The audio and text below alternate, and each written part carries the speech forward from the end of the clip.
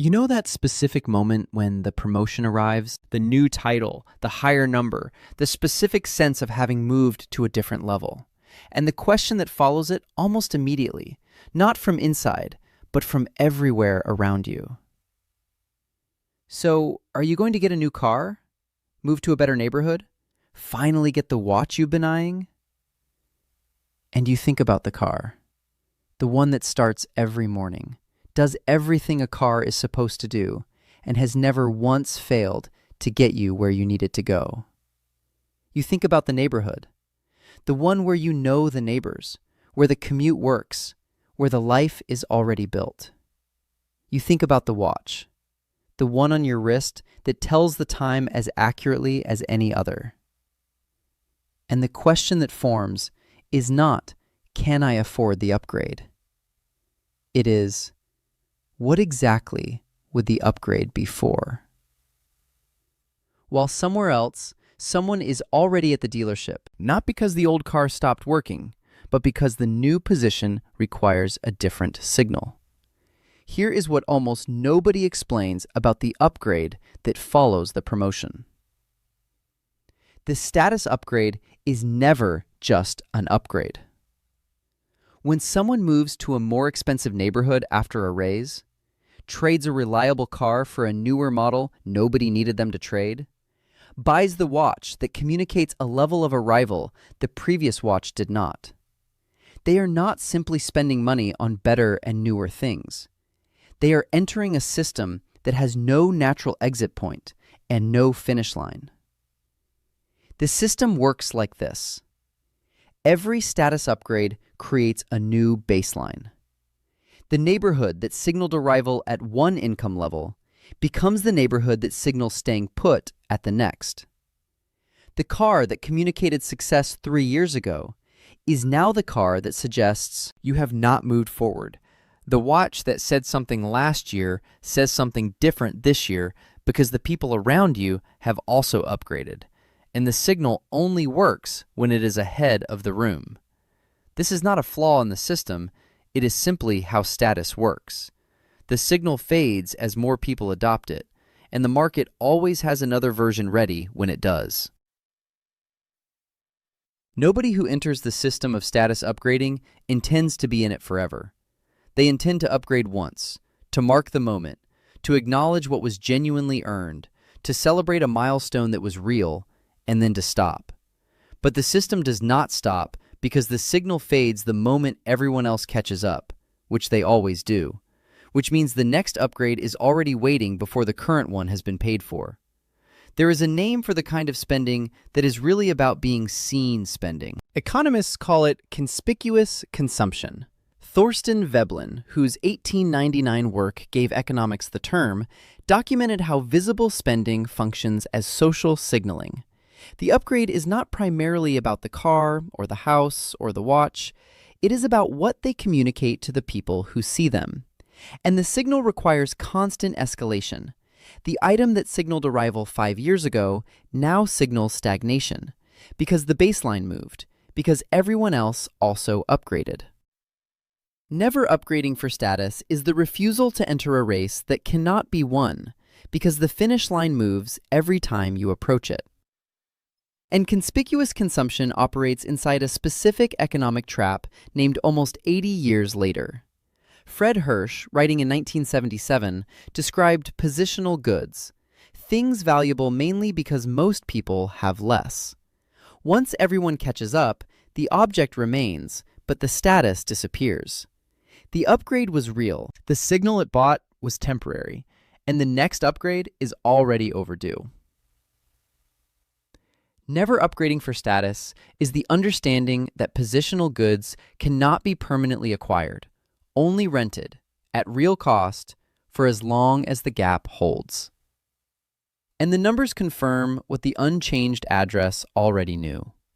The difference between the car that works and the car that signals is often $20,000 to $40,000. The difference between the neighborhood that functions and the one that impresses is frequently 30% of the price for the same square footage. The upgrade of status has no measurable return. Its value depends entirely on what others think, which means it is never fully paid for and never fully secure. And there is a second thing that status purchases do that functional purchases never have to. A functional car depreciates in value. A status car depreciates in value and in meaning simultaneously. By the time the loan is paid, the signal it was bought to send no longer reads the way it did at the dealership. Not because the car changed, but because the room did. This is the cost that never appears on the invoice. The object loses financial value on a predictable schedule. The signal loses social value on a faster one. 3 forces. A psychology that makes visible spending feel like evidence of arrival. An economics that ensures the position bought today will require another purchase tomorrow. And a cost, compounding quietly, category by category, that represents the price of looking like you have arrived rather than actually getting there. It was there 6 months after the promotion, when the first excitement had disappeared, but the higher costs had not. The new car was now just the car. Started in the morning the same way, Sat in the same traffic, arrived at the same office. The more expensive neighborhood was now simply home. The commute was longer, the grocery store was different, the neighbors were pleasant strangers. The watch that had marked the moment was now simply the watch, worn automatically, noticed by nobody, including, increasingly, by the person wearing it. And the salary that had once felt generous, that had, for a few weeks, felt like finally having room, was already spoken for before the month began. The mortgage was higher, the car note was new, the neighborhood required the restaurants and the shops that went with the neighborhood. What had felt like more had become, within 2 seasons, the new minimum. The upgrade had produced exactly what every upgrade produces: a brief period of arrival, followed by a new baseline, followed by a new gap that was exactly the same size as the old one had been. Not because the income hadn't changed, because the spending had changed with it, immediately, automatically, as though the two were connected by a rule nobody had written down, but everyone seemed to follow without being asked. It was there the question, asked quietly and without drama. What had the upgrade bought, and what had it cost? And whether, if the same money had gone somewhere else, anything would look different now. These are not people who do not spend money. Most of them spend deliberately, and sometimes substantially, on things that serve a function, produce an experience, or represent a genuine improvement in something that matters to them independently of what it communicates to anyone else. What they do not do is calibrate their spending to the signal it sends, to whether the car communicates what the salary now allows, whether the neighborhood matches the new position, whether the visible version of the life has finally caught up with the financial version in a way that the new peer group would recognize and approve. They are the person who, after a significant raise or promotion, when asked what they plan to change, gives an answer that surprises the people who expected a different one. Nothing that needed changing before the promotion needs changing because of it. That is not someone without ambition or taste. That is someone who separated, at some point clearly and deliberately, the question of what they can afford from the question of what the spending would actually be for, and found that for the status upgrade, the honest answer was never very satisfying. They feel the pressure to signal the promotion. They just no longer treat it as an instruction.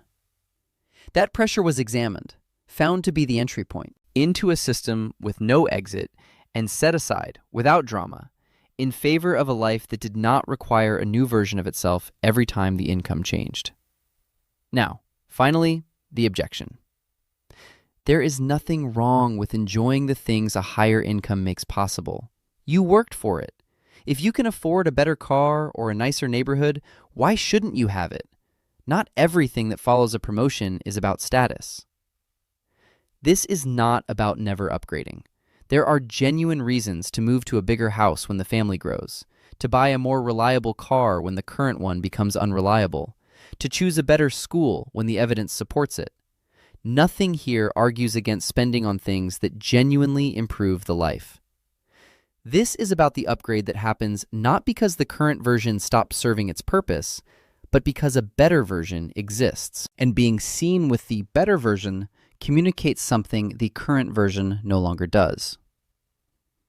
And the "you worked for it" argument carries less weight than it assumes. Working for something does not determine what the wisest use of it is. The question is not whether the upgrade was earned. The question is what the upgrade actually produces, and whether the answer is worth the cost of entering the system that makes the next upgrade already necessary. The people who never upgrade for status are not refusing to enjoy what they have earned. They are simply spending it on things that do not require an upgrade next year to remain worth having. Here is what most people get backwards. The person who upgrades with every promotion, who moves to the better postcode, trades the car, buys the watch that says they have arrived, is not demonstrating success.